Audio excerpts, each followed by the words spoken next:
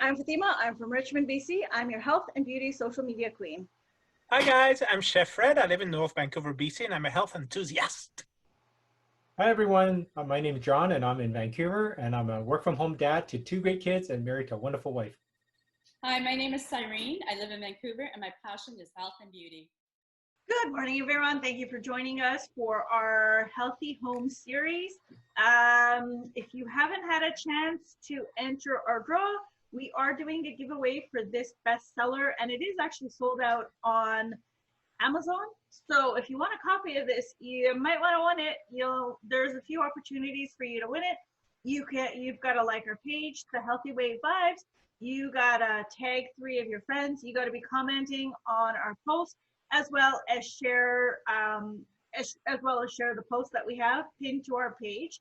So what we are going to be doing today, we're actually talking about the kitchen. We're continuing on our dissection of the book. So we are talking about the kitchen and how the kitchen basically is the heart of the home, actually, because that's where everyone gathers, right? And so, when we're looking at things in our kitchen, what are some of the go-to items that you find in your kitchen, or most people will find, I should say?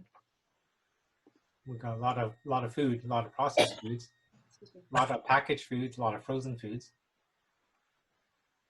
and things that have a lot of preservatives maybe, or flavorings, colorings that probably aren't the best for us. Things that we go to, you mean like the staple items in a kitchen? Yes. What are the? I would say the flour, not to add the adjective, high glycemic flour. You've got the milk. You've got everybody has cereal. And there's a lot of people that don't even have like herbs and spices, in their kitchen. They just, cook without it. Salt, pepper, I guess. What I find though in kitchens is our biggest enemy are not ourselves, are the food manufacturers, are what we see on TV, are what we see when we go to the supermarket. Less fat, no fat. Yeah. Like these kind of things. Marketing is to trick us somehow, and then we try those food that are normally not whole food, and we try those food and they taste good. Why do they taste good? Because they have the sugar, because they have the addictive to make us want more. So, and it fills us, right? Like the flour, it feels satisfied because the brain wants the sugar. Mm-hmm. So when we go to the kitchen, the worst enemy is what is being introduced in our mind is not really always what we want to do. And I'm guilty of that as well. Like my home is mainly whole food, but it does happen sometimes that I go. So, we kind of figured that yesterday. We saw that yesterday. Hopefully everything was okay and you weren't binge eating with your ice cream. So, once again, I fell to the marketing. I was in the aisle and I saw it and I'm like, what? I've got to try it.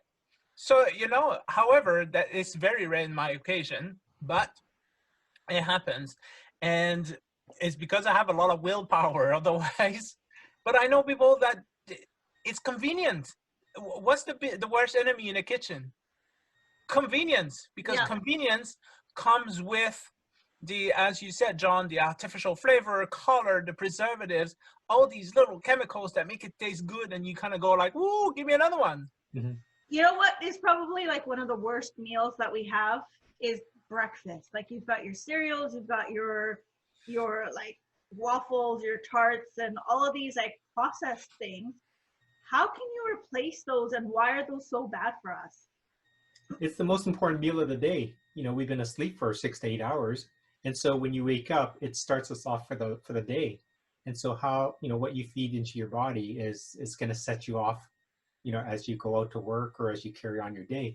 So, breakfast, everyone knows, is the most important meal of the day. So choosing selections that are not as sugar filled or processed, or like Fred says, eat something that's wholesome, or whole foods. Eat something that's, it may not have to be complicated, right? It could just be eating some or oatmeal, organic oatmeal, or Mm. organic eggs, or if you're vegan, or there's so many choices, right?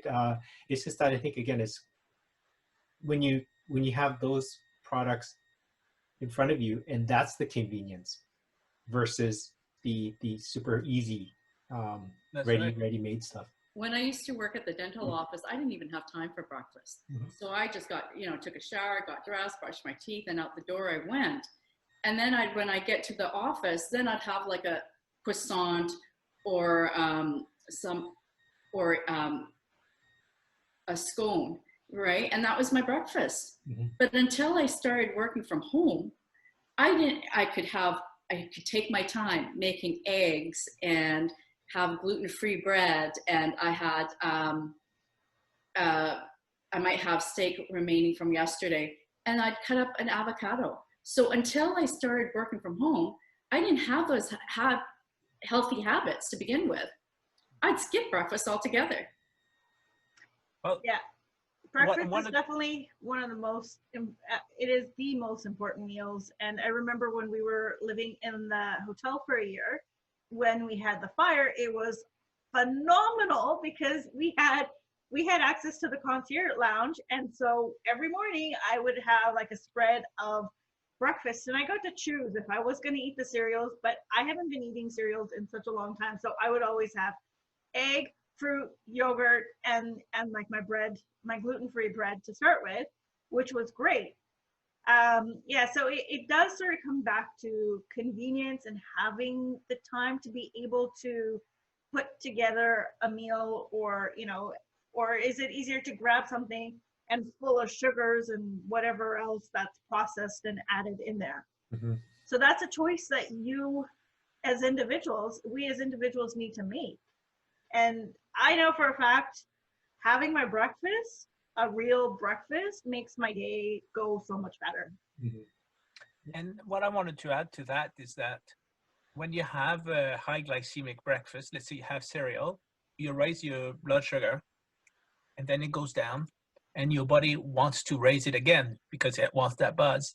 So then if you have a high glycemic breakfast, you set your day towards having high glycemic meals. You'll be attracted to those fries. You'll be attracted to those burger phalanx or sandwiches with the white bread.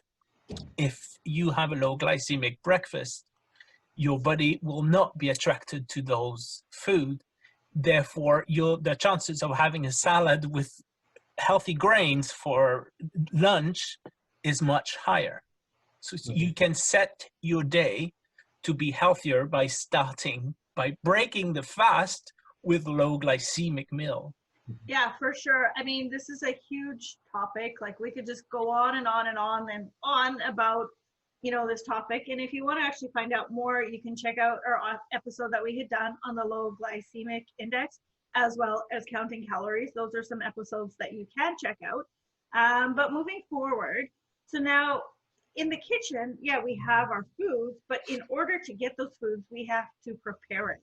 So we have different appliances that we're using. We've got the microwave, we've got the stove, we've got the oven. And what are the downsides and the negative sides of all of these appliances? Especially the microwave, it uses radiation to heat up your food. So we've gotten to a habit where, when the odd occasion we do use the microwave, we plug it in, we heat up the food, and then we unplug it, because I don't think we need that thing plugged in 24/7 when it's not, it's a clock, right? But also, we take care into how we're preparing our food. We're really careful with non-stick surfaces. That's something that's been in the news for many years now, that they're starting to find out things about Teflon coating and non-stick surfaces. And over time, you probably have seen that the dish that you're using, or the pan that you're using, starts to flake off. And we're adjusting that, and a little bit probably won't do much. But if you're using these products over and over for for a long time, it may do something later on. And also, just to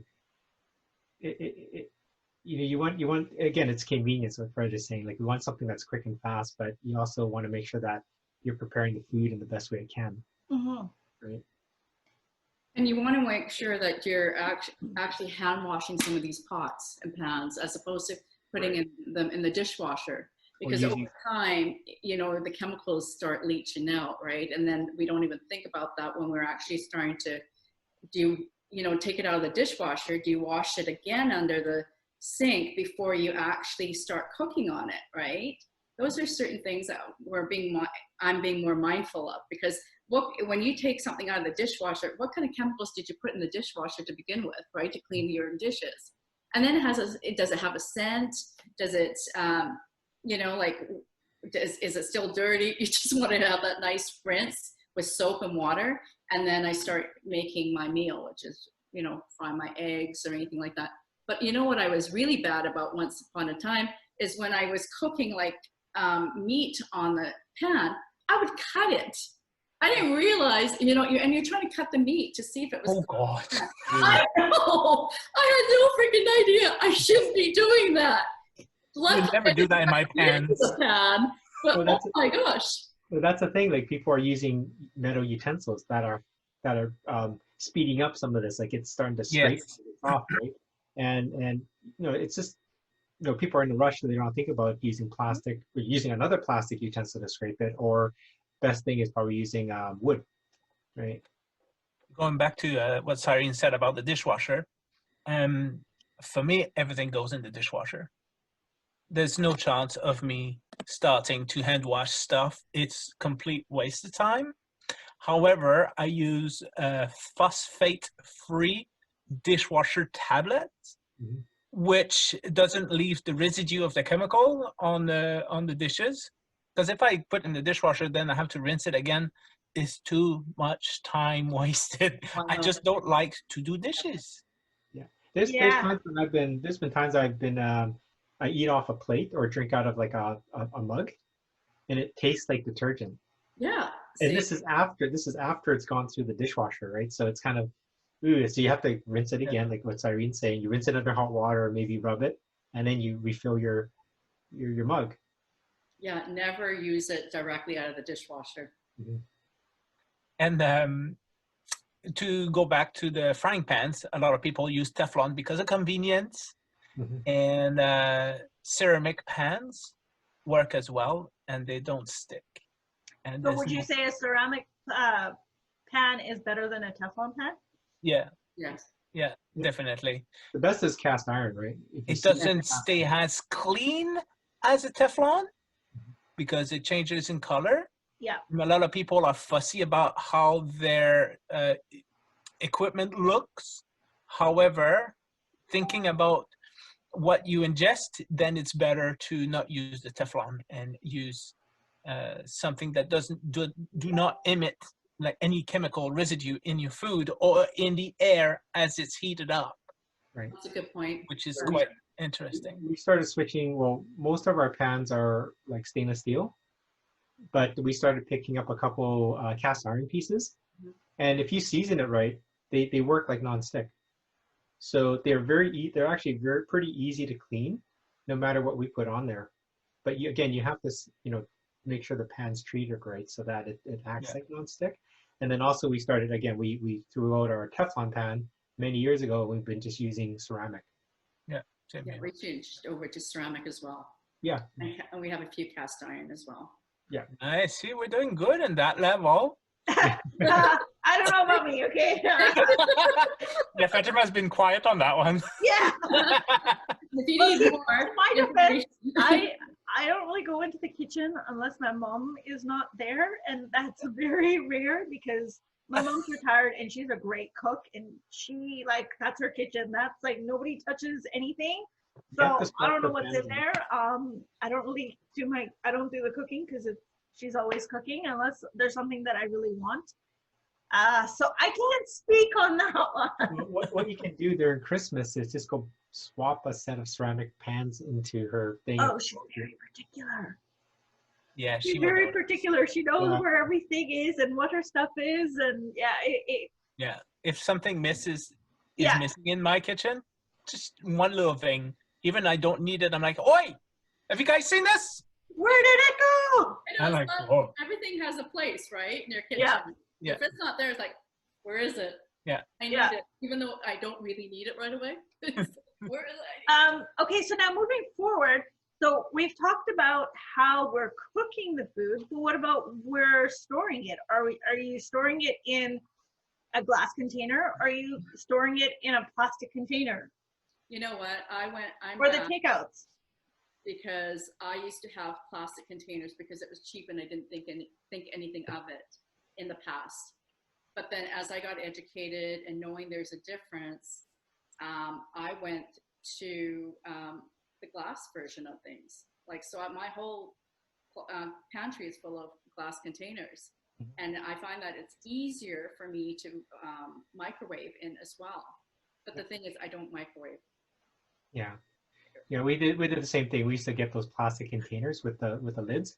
Yeah. And the thing that started making me kind of wonder, even though it said it's microwavable, is when you have like tomato sauce spread, like with the oil, you get like olive oil Yeah, that's on The top. plastic container gets stained. But besides the staining, oil makes the plastic melt because it heats up hotter, right? And so the bottom of these containers started bubbling, right? And we didn't throw it out right away, but now it kind of makes me wonder. So we've done what Cylene's doing. We replaced all our, when we take out food, especially we bring home food from takeout, we don't leave it in the container it came in. We try to take it out of the styrofoam. We take it out of the plastic trays that they come in, and then just serve it on that. And then when we put it away in the fridge, we were using glass, stainless steel, or porcelain, right? Stainless steel. Interesting. Yeah, stainless steel pots or little. They're just like little things with snap-on lids. But you can't put that in the microwave because it's steel. But you can put that into like a water bath, or you can steam it, right? So they're very convenient, and they're surgical stainless steel, so they're clean. They're never gonna leach anything out. What about styrofoam? Do you guys use styrofoam? No. I mean, I try No. not to. Sometimes, you grab a coffee and it's in a styrofoam cup, but Because it's funny because styrofoam was on the way to be banned in restaurants and stuff, and now it's back on because of the crisis. Yet it's like we're fighting a virus, but now the long-term health is put on hold. You can use your styrofoam containers, and a lot of people don't know that you keep your food in your container overnight. The chemicals in those containers is leaching in your food, Yeah. And did heating you it know- up. Did Yeah. you know that if you actually keep your food in clear glass containers, you're more likely less to put on weight? This is a weird stat that I heard, but it's actually a cool stat because like what they were saying is that because you're able to see what your leftovers are, you're not gonna just like binge at whatever's there. Yeah. So Interesting. So it's a mind play. it's a mind play. And so on that front, we have all of our dishes are glass, so it's great. At least that way I know we're good. And then in the microwave, that's another thing, like you got to be very careful of. Like I never cover my food because otherwise you're going to have the plastic leaching into your food, right. right? And so other ways you can cover it is by basically putting a plate, or you could put another like tissue paper or whatever, but I would never cover that. And I get in trouble for it all the time. Well, and then the other thing is people saran wrap their food and then put the wrap on the microwave so that it doesn't splatter. Saran wrap is plastic. No, but It is, but the saran wrap in a household has less chemicals than the saran wrap that is used in restaurants. Wow. Yeah, but I mean, it's still going to leach right into your food. So like you're heating up plastic, like you mentioned earlier, that defeats the whole purpose of it. No, fair enough. Yeah. So like, I mean, if you're going to cover it with like a plate or cover it with like a, like a napkin or whatever.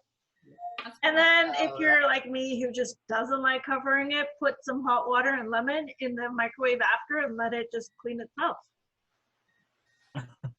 What All about right. I know. Wipe it down.